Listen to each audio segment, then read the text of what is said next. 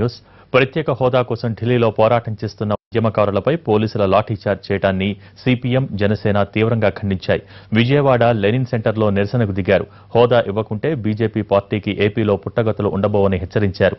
అధికార ప్రతిపక్ష పార్టీలు హోదా పేరుతో నాటకాలు ఆడుతున్నాయని మండిపడ్డారు.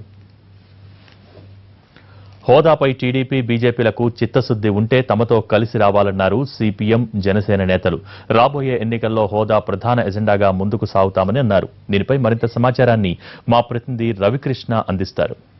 ఢిల్లీలో ప్రత్యేక హోదా కోసం పోరాటం చేస్తున్నటువంటి ఉద్యమకారులపై ఢిల్లీ పోలీసులు దాడి చేసి లాఠీచార్జ్ చేయడం తీవ్రంగా గాయపడిన పరిస్థితి అయితే కనబడుతుంది. అటువంటి సందర్భంలో ఎక్కడ చూసినా కూడా ఆంధ్రప్రదేశ్లో ఎవరైతే ఈ ప్రత్యేక హోదా కోసం పోరాటం చేస్తూ ఉన్నారో వారి మీద దాడి చేయడాన్ని తీవ్రంగా ఖండిస్తూ ఉన్నారు. దానికి సంబంధించి విజయవాడలో నిరసన కార్యక్రమాన్ని నిర్వహిస్తూ ఉన్నారు. ప్రస్తుతం మనం విజయవాడలో ఉన్న లెనిన్ సెంటర్లో ఉన్నాం. ఇక్కడ నిరసన కార్యక్రమం జరుగుతూ ఉంది. అసలు ఈ కార్యక్రమం గురించి అడిగి తెలుస్తుంది. సార్ చెప్పండి, ఏంటి ఈ విధంగా దాడి చేయడాన్ని మీరు ఏ విధంగా చూస్తున్నారు? ఇది నరేంద్ర మోడీ ఫ్యాసిస్టు ప్రభుత్వ చర్యగా దీన్ని భావిస్తున్నాము.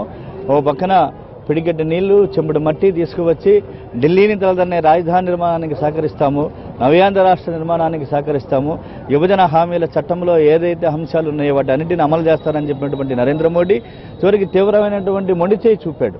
ప్రత్యేక హోదా ఎవరైతే అడుగుతున్నారో వాళ్ళ మీద ఈ విధమైన దాడులు చేయడం జరిగింది. మరి ఈ విషయాన్ని మీరు రాబోయే ఎన్నికల్లో ఏ విధంగా ముందు తీసుకెళ్తారు? ఇది ఖచ్చితంగా తెలుగు ప్రజలకు ముఖ్యమైనటువంటి సమస్య అవుతుంది. ఈరోజు ఢిల్లీలో జరిగినటువంటి దారుణం ఇది కేవలం యువజన విద్యార్థుల వాళ్ళ తలలో పగలగొట్టే రక్తాన్ని చవిచూడటమే కాదు, మొత్తం హోదా కోసం పోరాడుతున్న తెలుగు ప్రజల మీద వాళ్ళ గుండెల మీద తన్నినటువంటి దెబ్బ ఇది. ఈ దెబ్బని దీనికి తగినటువంటి సమాధానం వచ్చే ఎన్నికల్లో తెలుగు ప్రజలు తప్పకుండా చెబుతారు. వామపక్షాలు, జనసేన, ఇతర ప్రజాస్వామ్య శక్తులతో కలిసి చేసినటువంటి పోరాటానికి తెలుగు ప్రజలు సంపూర్ణమైన మద్దతు ఇస్తారు.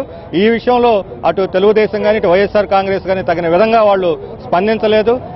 దీన్ని వాళ్ళు పట్టినట్టుగా వ్యవహరిస్తా ఉన్నారు. అందుకని జనసేన, వామపక్ష పార్టీలు ఈరోజు రాష్ట్ర వ్యాప్తంగా చేస్తున్నటువంటి నిరసన కార్యక్రమానికి ప్రజలు బాగా స్పందించారు. అన్ని చోట్ల నిరసన తెలియజేస్తా ఉన్నారు. ప్రత్యేక హోదా అనే అంశం ప్రతి రాష్ట్రంలో ఉన్న ప్రతి ప్రజలకి సంబంధించిన విషయం. దీన్ని ముందుకు తీసుకెళ్లాలంటే పార్టీలన్నీ కూడా ఏకతాటి మీదకి వచ్చి ఉద్యమం చేయాల్సిన పరిస్థితి ఉంది. కానీ ప్రధాన ప్రతిపక్షము అదేవిధంగా అధికార పార్టీ ఈ ప్రత్యేక హోదాని తమకు వేరే విధంగా పోతున్న పరిస్థితి అయితే కనపడుతుంది. అటువంటి సందర్భంలో మీరు ఏ విధంగా ముందుకు పోవాలనుకుంటున్నారు? ఇప్పటికే ప్రత్యేక హోదా అంశం మీద రాష్ట్రంలో జనసేన పార్టీ అనేక మార్లు భారీ బహిరంగ సభలు ఏర్పాటు చేసి కేంద్ర ప్రభుత్వ తీరుని ఎండగట్టడం జరిగింది.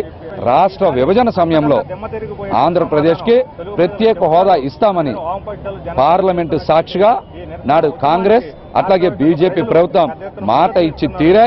అందుకని ఆ మాట నిలబెట్టుకోవాలనేటువంటి అంశాన్ని పదే పదే ప్రస్తావిస్తున్నప్పటికీ కూడా ప్రజాస్వామ్యంలో మాట మీద నిలబెట్టుకోకుండా నియంత్రణతో పోకడలతో పోతున్నటువంటి భారతీయ జనతా పార్టీకి ప్రజాస్వామ్యంగా ఓటు ద్వారా తప్పనిసరిగా ఈ రాష్ట్రంలో ఉన్నటువంటి 175 స్థానాల్లో డిపాజిట్ రాకుండా ఉద్యమిస్తాం.